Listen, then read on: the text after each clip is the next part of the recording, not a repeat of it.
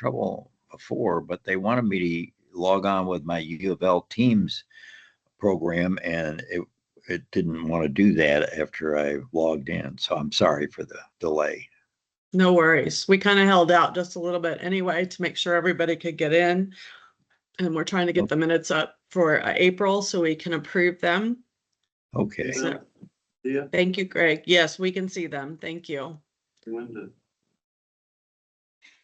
Okay, wonderful. As you're reading through there, note any discrepancies that we might need to change. Just let us know so we can do that. And then I'll need a motion from either the floor or from virtual land to approve, and then I will need a second. David, I'll make a motion to approve the minutes. Okay, second, please. I second. Thank you, ma'am. Lisa. All in favor who is able to vote, raise your hand virtually and or say aye when you're in the room. Okay, any opposed?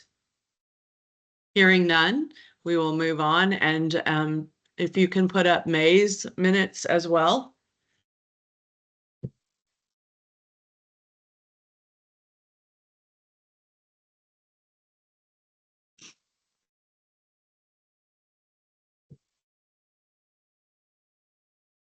May. Okay, thank you, Greg. We can see them. And so there was a quorum at the end, just to note that. So we'll make that change at the bottom. There wasn't a quorum at the time of the approval, but then there became a quorum at the end, but they were not approved during the May's meeting for April. And now these are May for this meeting for June. So going through there, does anybody see any discrepancies?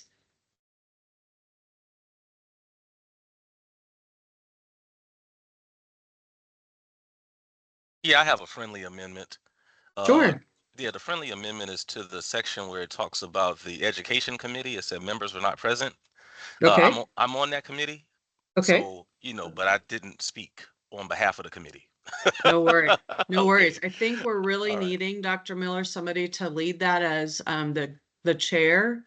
And I think that was probably why, because nobody had any minutes or had a meeting. Got it. Okay. Well, I will. Okay. I'll throw my hat in the ring when the appropriate time for the meeting to step up to chair that committee. Okay, that would be awesome. So we have a new subcommittee chair, sounds like. Oh, technically, I just said I'll throw my hat in the ring, but if it's a unanimous decision. I think that's what they say, 6 of one, half a dozen of the other. That's right. I'd like to make it official by offering that I would offer to provide the motion for. Yes. Would somebody like to second the motion for him to become the chair? I will second second that Dr. motion. Miller. I think that was a unanimous. All right. I graciously Congratulations. accept. Thank you all so much. It's the gift that keeps on giving. All right. Yeah, we appreciate you. Thank you. Yes, most definitely. So with that being said, Dr. Miller, every other month you guys will report. So this month, of course, you're not reporting. So you want to try to meet during this month to report for the July meeting. Okay, very good. That was funny. I love that. Okay, moving on then, and we will make the amendment to that. So the friendly amendment is so noted, and so I need to have a motion to approve these minutes with that change. David, I'll make the motion. Okay, thank you. This is Melissa. I can second it. Okay, thank you, ma'am. And so everyone who is virtually raise your hand to approve the minutes, and with the, yep. And then everyone who is in the room, go ahead and say aye. Aye. Okay. Thank you, everyone. Anybody else have any friendly amendments to that? Okay. Thank you, everyone. That was great. So we're moving on.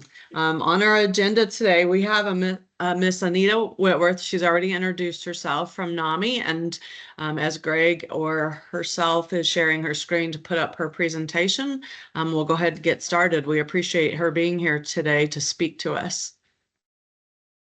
for asking me to be here. Okay, everybody hear me okay? Yeah. We can. Good. As I mentioned, we're NAMI Louisville, National Alliance Mental Illness.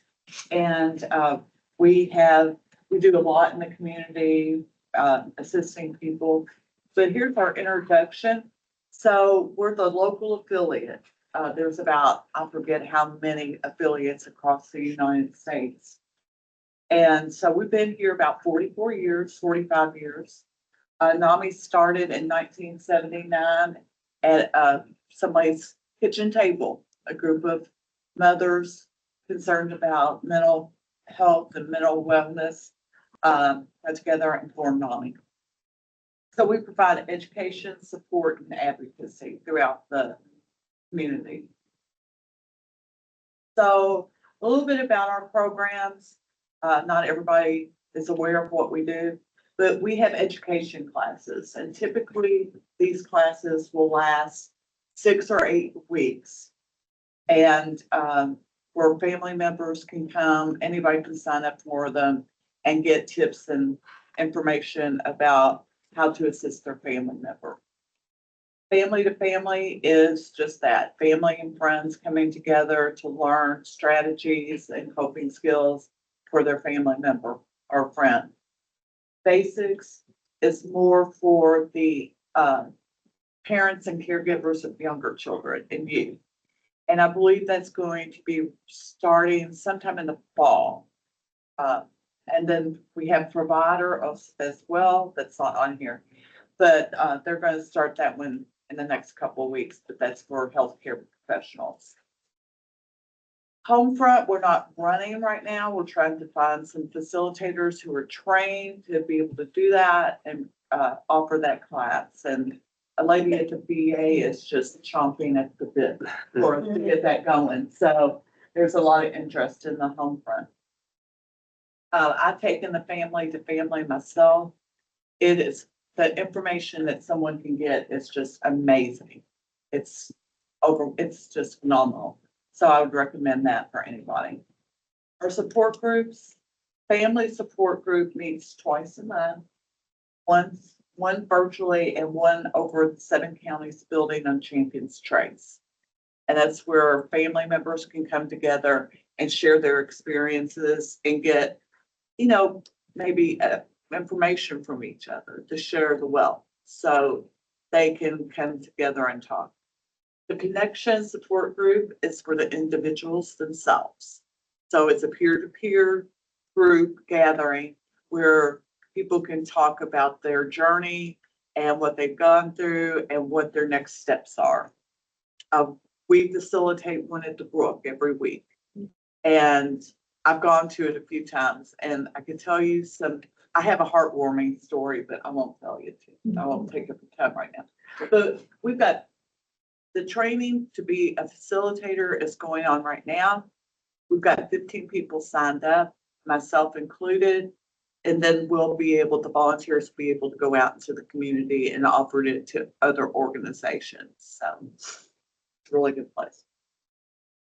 Stigma-free workplace. That is my biggest hat that I wear. We wear a lot at NAMI.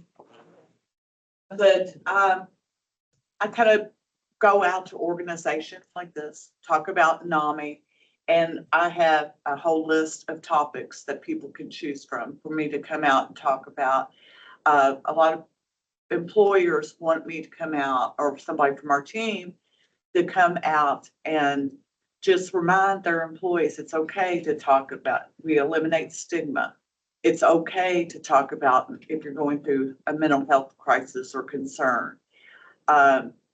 Don't just hide it and live with it by yourself. Bring it out and talk about it, and we'll get you help, that kind of thing. A lot of good topics that we talk about. So I was just at a meeting this morning about the stigma-free workplace program, and this clinic is very interested in bringing us in, do some connection trainings, connections, support groups, and to talk to their staff on mental health topics. So I'm excited. So youth programming, it's growing leaps and bounds. That's where the kids from the area schools, 14 to 24, I believe, can come together and on the Youth Advisory Council and advocate and learn, talk about advocating in their communities, at their schools or their higher education, wherever they're at. And then they have fun little projects that they do. They took some things to the Science Center, a healing lab. That was last summer. And then they also did an Inside Out movie day at Bellarmine. So a lot of fun stuff that gets youth engaged and aware of mental health and not afraid to talk about it. So a lot of good things coming out of that. So all of our support groups and classes are free to attend. We kind of depend on the support of the community and our partners that would allow us to be able to offer this for free. You can register for any of these online at NAMIglobal.org. Or if you call the resource number, you'll probably get a call back from me because I do that as well. And I talk to people every week about a loved one that's in crisis or where can they find a resource for somebody doing this. And sometimes I think sometimes they just want somebody to talk to and to be heard. So I'd like to say most of the time I can help. I have run into health situations and I'm at a loss and I'm going, oh man, let me see what I can find out. And usually we can kind of get them a resolution or point them in the right direction. So big hat to wear and gotta like talking to people, that's for sure. So what we believe that every workplace, every place should be free of stigma. We went and talked to a religious community a year or so ago that they had had a situation. And so they wanted us to come in and talk to their church leaders about accepting people in their congregation that might be having a mental health crisis and how to help them if you're in that situation. So we want to beat the misconceptions surrounding mental illness because they're out there. And one of my presentations that I do, I actually talk about a villain that you would think of from a movie that would depict a mental illness. Anybody got an idea?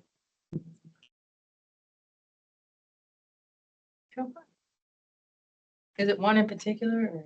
There's a bunch, but there's one that most people will say.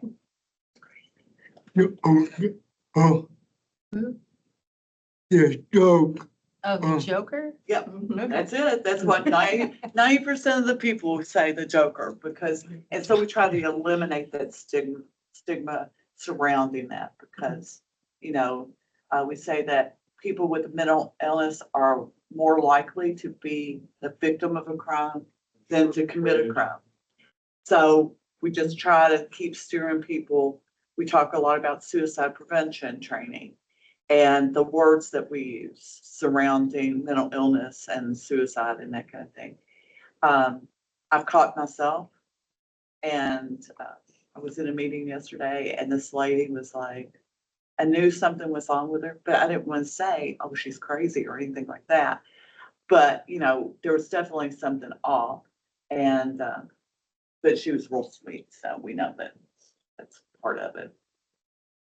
So we try to educate people the best that we can on mental illness and mental health concerns. So a little bit about mental health conditions. They can present anytime. There's a video that we play at the CRIT training. That's for the corrections officers. And that a man was fine. He was a broadcaster, great career, and then developed schizophrenia. And they talk about how hard it was on his family and then him today. It's a very moving video of this individual. again, you don't know what it's gonna look like. It could vary from one person to the other.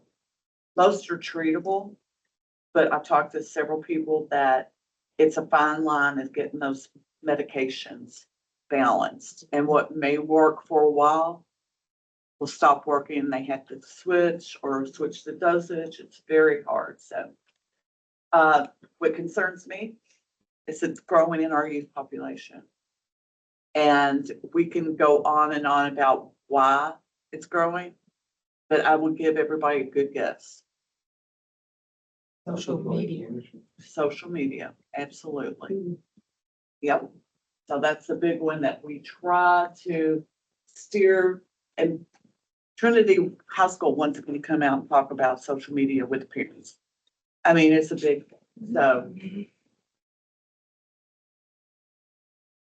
so what does mental health look like?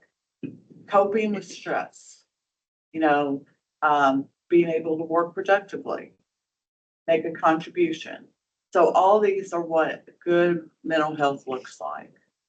And so if a person is going through a mental health crisis, they may not be able to do this. In fact, they may not even be able to find resources or get help from themselves. They will need somebody to help them and guide them through that if they're going through mental health crisis. So anything that affects your mood can be chronic or long lasting. The DSM-5 states that if you are depressed, have constant anxiety all day, every day for 2 weeks or more, you're heading toward a mental health condition. So we need to get people help as soon as they possibly can. So some of the more common mental health disorders would be anxiety, depression. I mentioned those. Bipolar. I knew a young man that had bipolar, and he talked openly about his journey. We were on a Out of the Darkness walk for the American Foundation for Suicide Prevention. And he was walking with me and my husband, and he talked openly about how difficult it is and the highs and the lows and the medication. And unfortunately, he lost his battle a year or so ago, and he died by suicide. So it breaks my heart to talk about it. Eating disorders, very common in our youth, especially women more commonly. Personality disorders, post-traumatic stress disorder. We've all heard of that. It doesn't have to be a veteran. It could be anybody. Somebody that's raised in a violent community could have a post-traumatic stress disorder. Psychotic disorders, that does include schizophrenia. And there's 3 levels of schizophrenia, and I don't know exactly what they all are. So, and then substance use disorder. So unfortunately, a lot of these occur before a person turns 14. And in that range of the age of 24, mid-20s, early 30s, and less than 20% are diagnosed. So that's unfortunate. But we're trying to improve on that. So stigma, we talked about stigma. It's negative attitude. And a lot of people don't realize they carry that stigma, that thought of mental illness with them. And until somebody points it out to them, then you have to go, oh, yeah. So we try to avoid the stigma and talk about what it looks like and how we can eliminate it in our society. And I feel like I'm talking really fast, but that's okay. Good. If anybody wants to ask anything or comment, I do not mind if you interrupt me at all. So again, we talked about this, I've kind of jumped ahead of myself, but like we try to avoid she's crazy or nuts. And I've got a list of a big list of words that kind of would be a negative comment regarding mental health. So just I know especially with the suicide topic, if I hear somebody say committed suicide, I cringe because we don't want to use that. We want to say died by suicide, but that's just. So self-care, we talk a lot about self-care. As individuals, especially if you work in a virtual setting, you may not take care of yourself or eat right or get the proper exercise. So we try to emphasize being able to do things for yourself that is taking care of yourself. And it's a big range of what you can do. So here's some examples that we came up with, and this is just a small sample. I love to read, so that's mine. Or go outside at the end of the day. Nice day like today, I'm gonna be sitting on my front porch at the end of the day. Okay, that's what I do. So if anybody want to share what they do for self-care, I work in the garden, work in the garden, outside. of course. outside. Yes. Yeah, I love it. Lots of walks for me, lots of walks. Walk, yeah. Mhm. So, but I was telling somebody the other day, I don't exercise. I just go out and I'll work in the yard or something like that. But as far as exercising, I decided I was going to download a chair yoga routine. And I figured out how to sync it to my TV. Do you think I've done it one time? No. Maybe one. I need to, but I haven't done it yet. But, you know, just think about what makes you feel good and takes you out of that daily stressors of your life. Yeah, this is Larry. I do have a question for you. Uh-huh. My question is that you don't mention substance abuse in this, and a lot of times these various conditions are mixed in with substance abuse, which makes it even more difficult to get through. And I wondered if you have any programs that work on that aspect of it. Right. Well, a lot of with substance abuse, it's a co-occurring situation. The substance abuse evolves into a vicious cycle with the mental illness, and then it just keeps spiraling. But we don't have any programs directly. We have a presentation workshop on substance abuse, but a lot of times in that instance, I'll refer them to some clinics that I'm aware of that's what they specialize in. We can give a brief overview of it, but we're not counselors or we don't treat, we just kind of coach and advise. So, but I think it is important for people to be aware that that is a possibility sometimes. And a lot of people don't realize that, I think. right. That it can involve, substance abuse can evolve into a mental health disorder. That's true. Thank you. Uh-huh. Anita, I think Tahisha has a question as well. Oh, okay. I do. Thank you. I was wondering if you all have or can recommend support groups by age. I'm thinking like the 18 to 24-year-old, and then for parents who are dealing with young people, whether it's they're young in that age group or even if they're like 30-year-old and there's a 50 or 60-year-old parent dealing with that. Are there support groups for these type of people? Well, I know that we are starting a youth support group. I don't know when it's going to be held or anything like that, but that's just a recent development. And I'm glad to see that come about.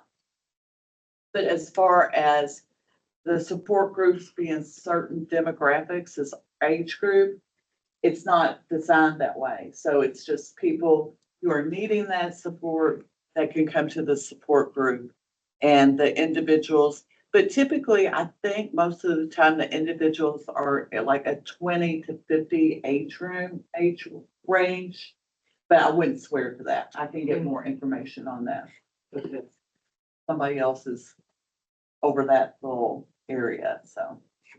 And then I know you were talking specifically, I think, about the person with the mental disability, but what about the family that's supporting that person? Is there a support group for that person?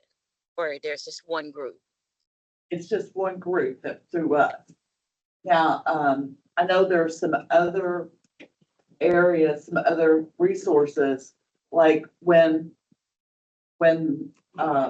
we lost my friend to suicide, his mother was just devastated, of course. And then I sent her to first hour grief counseling. So we do refer people to different resources for that.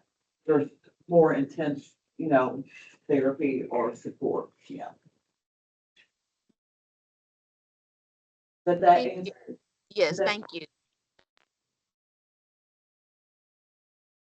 any other question? Anita, I had one, you referenced a list of words to kind of be aware of that need kind of not be said or resaid a different way. Is there a way that you could get that to Greg so that we could have that as well? Yeah. I'll find that slide and just make a copy of it and get it to Greg. Yeah. Thank you. I mean, it's really, some of the words are like, I didn't think of that, so it's very informative list, but. And then the other comment I had, so I'm slowly acclimating myself to, this is Dia, sorry, slowly acclimating myself to some of the other counties that have mental health coalitions. And I know Jefferson County has kind of been lapse in this. Is it maybe a mission of NAMI to try to get that started with, at least with the health department of Jefferson County, to try to maybe get some good groups in Jefferson County to have a good mental health coalition? I don't know if that conversation has gone on prior to my knowledge, but I can definitely look into that. I'm making a note, mental health coalition. Yeah, and most of them are being completed through or started through the health departments of each county. Like Oldham County has a wonderful mental health coalition for Healthy Oldham County. So does Bullitt County. So I have not gotten to Shelby, Spencer, Henry, or Trumbull, and that's what KIPTA reaches out to in those areas. So just was trying to figure out if Jefferson County had started. I know we had one like kind of before COVID, and it's just kind of not regained its strength to come back. So And Dia, I that know was some, I know focused some, strictly for aging, correct? that That was not the Mental Health and Aging Coalition, or there was just a mental health one? it's just mental health. Okay, for I knew we all had the ages. Mental Health and Aging Coalition that met at KIPTA pre-COVID that never Took came back, off. so I didn't know. Okay. Yeah, I think it's just looking for one in general, because I know Oldham County has it for all ages. And then there's different community partners with that represent children and older adults and mid-adult life. And so just trying to get that started again through Jefferson County, hopefully. yeah, we have some contacts in Jefferson County, and I can reach out to them and see where that's at, and maybe they could provide me with some more information. So. Thank you. And then I'll get that, anything that I hear of, I'll get that back to you all as well, so. Thank you, Anita. Any other questions, comments? So we talk about advocating, everybody can be an advocate. You can advocate for yourself, and just say no. And I've mentioned earlier that a lot of people in a mental health crisis or with a mental illness can't speak up for themselves. So they need some way to advocate with them to help them get the resources and help them with their medications, whatever it may be. Their therapists, whatever, and just help them and fight with them. So that's what we do. And then I mentioned the Youth Advisory Council earlier. So some of the things they've done, it was Actors Theater, the Botanical Gardens, Kentucky Science Center. And all these organizations are always more than willing to help us to help the youth in our community. So. And then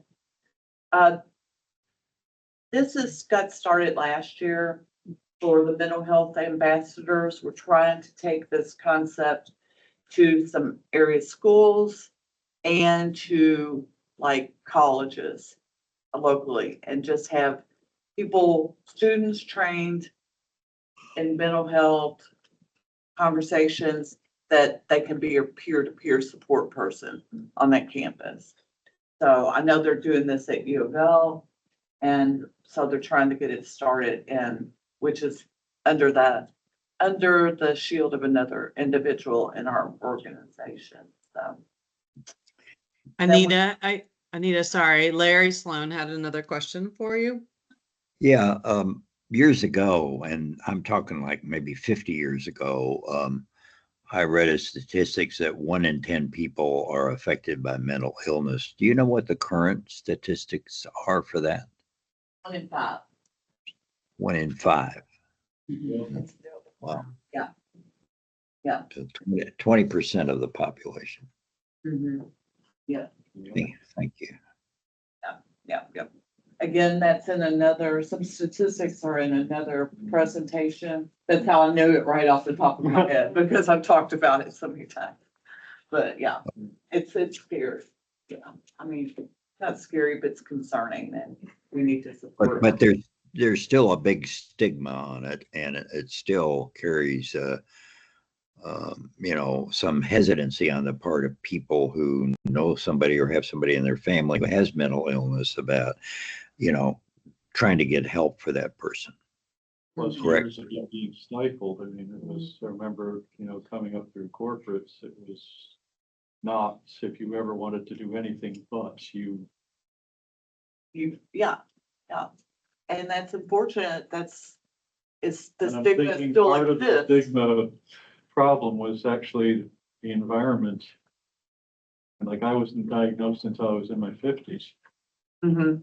So, but it made a lot of sense looking back. Yeah, because, and unfortunately, a lot of companies, that's why I try to get out and talk to people about it. Exactly. Is that, oh, maybe I am carrying some stigma and I'm passing that along to my employees. Well, we don't want to do that because Exactly. Congratulations, you're human. I know. Because can you be your most productive self if you're suffering through something like that? You need to redirect. Yeah. I mean, that's from my own experience, it's, some things like I was diagnosed with ADHD in my 50s. And, looking back, it makes a lot of sense. Well, you fall into a career where that actually helps. Hey, boss, squirrel. It works. Well, But focus is yeah. very hard unless I'm actually staring at something. It's really easy there's a bug flying around the room. To be conscious and. Yeah. And I don't know if my daughter has actually been diagnosed, but she's got all the classic symptoms of the ADD without the hyper, but. And a lot of times you'll have multiple, so. Yeah. Open to chords. Yeah. So, and I know my sister-in-law has ADHD. Yeah. She's just all over the place. So, yeah. But, look at it as a superpower. Right. And that's the way to do it. Be positive, embrace. And find a niche where it helps. Absolutely. Any other questions, comments? Good talk. Thanks for sharing. I know the no stigma thing. Okay. So I do want to mention this, the wellness wheels. It's a new thing that we're trying to get out to area schools and youth organizations. We still got a little bit of work to do on it, but it's getting there. We had a conversation this morning about this, really getting it out in front of JCPS over the summer and then taking it out and taking mental health activities to the students. And so we're always trying to get support and other people to share the word and get it out. We took it to our walk last year and we had so many people, and I took it to the Kentuckiana Girl Scouts thing at Lynn Stadium. it was overwhelming, the interest, you know, not just the kids, but the adults too wanted to get on and look at it and learn more about it. So I think once, it makes me nervous because they had me on the insurance policy as the primary driver. I went, no, no, no, no, no, no, no, no, no, no, no. I drove it once, but that was enough for me. But, Can we get a copy of that flyer? yeah, I'll send it to Greg. Copy of flyer.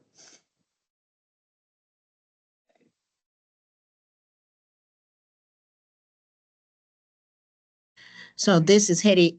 Could I ask the question about what volunteer opportunities? I missed it somewhere for sign up for volunteer. Okay, we have different volunteer opportunities. It could be anything from helping at the walk, helping with our other events, tabling. We go to a lot of different organizations will ask us to come up and set up a table to talk about NAMI. I was just at Baptist Health a couple weeks ago and talked to a lot of healthcare providers. Oh, sorry. And I remember one lady in particular, she, her daughter has bipolar. And she said, I'm glad I've talked to you. So to get her some more resources and things like that. But we do have different volunteer opportunities. And I think for the tabling, once you go a couple times with either myself or Nasha or Jared, whoever's going, then you can get familiar with it and kind of talk the talk and kind of thing like that. But that's always something that we're looking for is people who have the time and flexibility to be able to go to these different events. So, but then of course, the walk is coming up in September. That's our annual Step Forward for Mental Health walk. And of course, we're always looking for sponsorships and support and volunteers to help the day of and to support us and make it the biggest fundraiser of the year for us. So we sign up online? For the walk or? Oh, to volunteer? Yeah. Yes. Yes. So if you go to our website, which I don't have that pulled up, you can go under Join Us.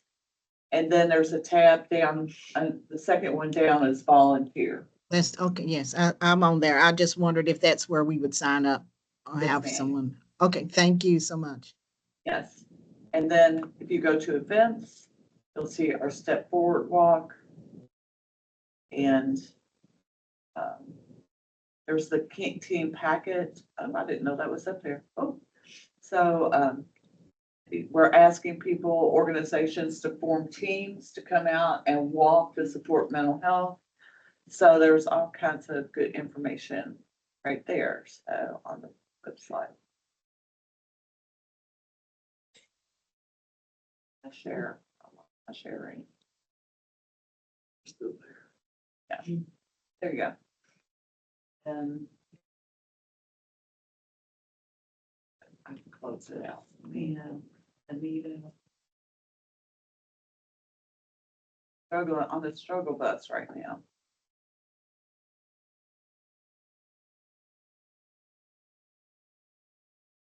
I think that's about it though.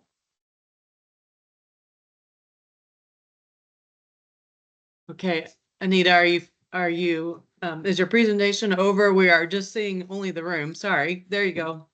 Yeah, I Okay. accidentally closed it. Like I No said, worries. I'm not used to Teams, so it gives me a challenge sometimes. No worries. Just no problem. There's some other, just a few of the other topics and workshops that we go out and talk about. Okay. And then I do suicide prevention training as well, QPR. And we've had let's see, I don't know how many I've done this year already. But I did 2 in one day at Hanover College for their students. So, you know, it's a very important training and we do encourage it done. And then Nancy Brooks is our executive director. And again, I'm Anita Whitworth. And thank you for letting me come and talk to you all today. Thank you very much. Does anybody else have any more questions for Miss Anita? Okay, thank you, Miss Anita. Hearing none, I'm going to move on. For public spaces and events, we're going to go ahead and start our subcommittee updates. I won't go first. I'll let David go ahead and go first with housing and visibility. Did you get a chance to meet this last month, David? Not mention that. Just to make sure, we're gonna try, still been working with Kentucky Housing Corporation. I'm on their Housing Policy Advisory Council. And a lot of times, what KHC does, a lot of the legislators will tend to look upon in a good manner. So we're working on that. I spoke to the group about some of my housing issues, just from my own home, and then there's another one, Liz, that's going to speak, Liz Fuss, will speak at their meeting in August up in northern Kentucky, about the housing issues that we've been talking about. I may go up there with her, I'm not sure yet. I'm going to approach a state legislator about, again, I don't know how receptive at all that they will be about the housing code, how the state building code supersedes local municipalities. But again, home builders are a very powerful lobby. I don't know if we'll get anywhere, but still we'll try. And then I think what we heard, I had a good discussion, I think the last time I was meeting with Laura, when she was here talking to us about various different issues, which I thought was beneficial. So that's about the extent of it. That was it. Sorry. Thank you. That's it. That's it. Okay. Sorry, I'm like appreciate it. having trouble a little bit hearing, but thank you very much for that report, David. And then I will probably get with you and Sarah on how it went with Bourbon and Beyond and your meeting that you had already this last week to talk about public spaces and events. But so we actually met as well on the 19th of May. And we talked a little bit more about still getting our list together for people just to have a little quick checklist as you're going out to public spaces and events on the accessibility of that. And we're getting really close to getting that list put together. We are going to invite Metro Parks to come and speak to us first at our next subcommittee meeting about the accessibility in the Metro Parks division. And then we'll present that as well to the group. And already it's fair time coming up too. So talking hopefully with TARC a little bit about, and the Fair Board about drop-offs and for people who ride TARC.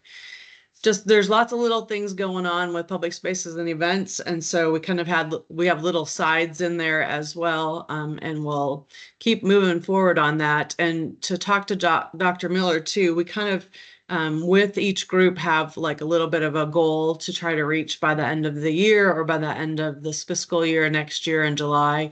Hopefully everyone will be able to do that within their subcommittees. So anyway, okay.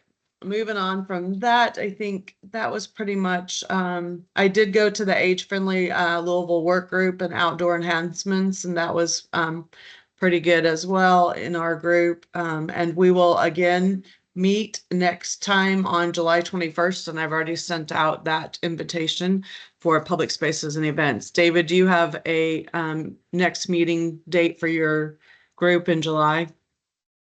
We'll get that. Okay. And anyone who is not a part of a subcommittee, let me just reiterate that please join one of the ones that have interest to you. I was on transportation at the very beginning of this and led that subcommittee and still help out with that, and then now do public spaces and events. You're welcome to join as many or just one if you'd like to, but every voice counts, and we all need to be a part of these subcommittees to help make sure that the Commission for Persons with Disabilities is out in the community and everybody can work on these issues that we face every day and making sure that we're accessible to all. Yeah, are those list of subcommittees? Somehow I'm missing how to get on one. So Okay. I keep hearing us talk about, but I don't know, haven't seen a list of them yet. Or somehow I'm missing it. So No can you help me worries, with Hetty. that? Yeah, sure. Sure. So, David, hope, well, not, I'll let David tell us when his next meeting is. And then Hetty, I want to talk to you, with Greg, afterwards, if that's possible. But we do have, like, there are 4 subgroups, and, maybe it'll be best if we just share it in an email, and then you can email Greg back on which ones you would like to be in. Okay. That'd be great. That'd be great. Okay. Thank you. Thank you so Thank you. No problem. Same thing with anybody else. Just email Greg. He'll put the list out first, and then you can email him back and say, hey, I want to be a part of this group. That would be great. David, did you have a date? Sorry, sir. I'll answer that question for him. No, he doesn't. Thank you, Greg. But then the second thing is, how about everybody send me what committee you're on? Because I'm a little vague on a couple, and then we can try to, make sure we get everybody on at least one. No worries. I had a list from last year that had pretty much the 4 groups together. I can't remember if Greg, you had put that out or Allie had put that out, and it's not with me. And I can send that to you when I get back, so you at least have a start. Okay. Very good. All right. Sorry, I'm not hearing. I'm just going to move on. We are already at 2:56. Do we have any new business or announcements? I know we have fanfare coming up on Saturday. Allie, do you want to go ahead and talk about that? Yes. So this is Allie. This Saturday, June 7th, from 9 a.m. to 11 is fanfare. It is the 10th anniversary. If you are unfamiliar with fanfare, it is a fan giveaway for seniors and disabled citizens. It also includes a vendor and resource fair and a prescription drug take back. It is at the Edison Center, which is 7th and Ormsby. Proof to get a fan, all you need is an identification card, driver's license, ID that proves your age. If you're 60 or over, that's all you need. If you are under 60 but have that verified disability, we still would like to see proof of your address, that it's Jefferson and the surrounding 6 counties. And then we'd also like to see proof of your disability status. That could be your SSDI benefits awards letter. That can be a note from your doctor. That can be, I've even done a my chart, name and list of maybe a chronic condition, things like that. Just something, you don't have to have a copy of it. Just show it to the volunteer and you'll sign a liability form. And to receive a fan, we will have an extra giveaway on the day of event, one time only. It's kind of a secret on what it is, but anyone who shows up, the first 250 people that show up at the event can receive a fan, and we will have one additional giveaway for qualifying individuals on that day. But like I said, we've got a full vendor list. We've got like 15 vendors. So please come, even if you're not qualifying for a fan, you will benefit from visiting the vendors. They are the sponsors that contributed to the event. And it would not be possible without them. So if you have a free minute on Saturday between 9 a.m. and 11, it is an all-weather event as well. So even if the rain holds out, we will be inside. So it is an all-weather event. So please come see us. It's gonna hold out. I like your thinking. Yeah, we're going to be positive on that. It definitely will hold off. That's good. Anyone else have an announcement they'd like to make for our group today? Okay, hearing none. Our next meeting will be on July the 7th. I will be back in person for that meeting. We do have a guest speaker already kind of set up. She has an event in July that she would like to talk about that's further on in the month. And for those subcommittees that are going to meet to present, be ready. Thank you very much. And again, just if you're interested in one and you're not on one already, either way, just send information to Greg so he can put it out there to show the different committees that are formed together. And I will need a motion from the floor to adjourn our meeting and a second. Motion to adjourn. Thank you, Dr. Miller. I'll second. Okay, thank you. Everyone have a great day. And since it's wonderful there in Louisville, I hope that you get out and enjoy it and make the best of your mental health, right? So thank you, everyone. Right. Take care. All right, everybody, take care. You're Thank welcome. you all. Have a good day. Bye, everyone. You too. Thank you.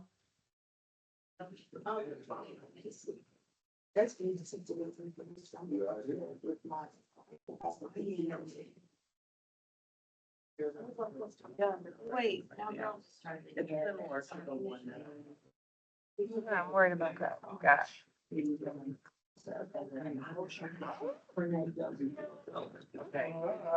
Wait a minute. I like what he coached it. I'm not even gonna try. I'm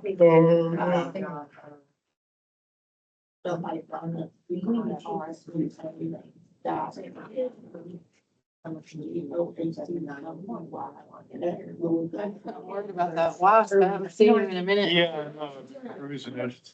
I want to let him out, but he knew where to go. He's trying to get out. But of course, I'm sitting here, it's like. Here, squirrel. For a great target spot. I get it. But yeah, but you find some places there's superpower. I get to fight fires. Here's a fly ball.